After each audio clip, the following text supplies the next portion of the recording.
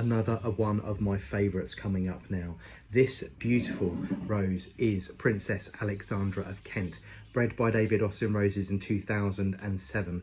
It is part of their best for flowering and part of their best for fragrance collection. I really love this rose to the point where I actually have two of these. One of these as a standard rose with a clear stem of around 3 feet. That's underplanted with Vanessa Bell, and then another one in a border grown as a shrub. This particular rose comes up to around 4.5 to 5 feet by 4.5 to 5 feet. So it's quite on the large side, producing really beautiful large blooms. You can see here, these are actually a little on the small side. This came off of my shrub rose, not the standard. You can see that really attractive true pink flower here.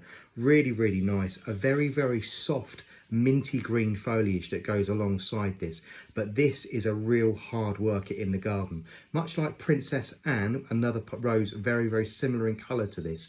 This particular rose will start flowering very early on in the season. Now, full disclosure, when it starts flowering, the blooms are not often quite small. The first 2 or 3 blooms my standard certainly sends up always are a little bit, I don't know, they're a bit deformed, they're a little bit odd, they're never quite open properly. I tend to cut them off because they get in the way. They are then followed by a succession of enormously large blooms, like this one here, measuring around 4 to 4.5 inches across. They are absolutely beautiful.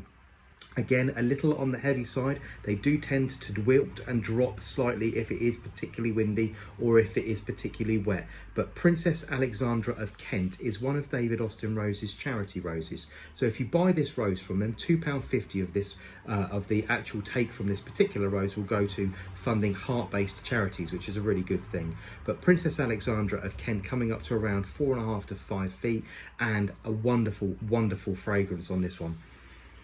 One of my favourites, again, that I love to pick to bring into the house. It does last better than a lot of the other roses in a vase, and it is absolutely sumptuous while it does that. Again, a lovely, rich, fruity, hybrid tea scent, which is then followed by lots of lovely summery flower flavours like blackberry and blackcurrants right at the very end. A really lovely, very attractive rose that works really hard.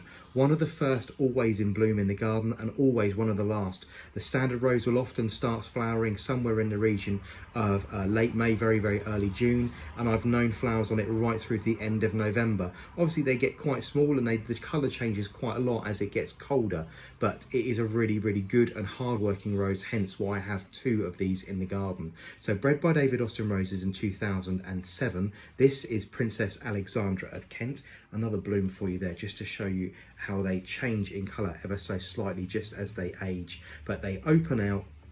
You can see the cup forming here. So this was obviously tight back just as it opened, and now opening to that lovely rosette. A little bit of soft cupping around the actual outside, and you can see those petals slowly moving back until you end up with this sort of shape here, which is this lovely sort of rosetted down the side shape. Princess Alexandra of Kent, I say, very easily makes my top 10 of roses that I grow in the garden. I say, so good that I had to have another one as a bush.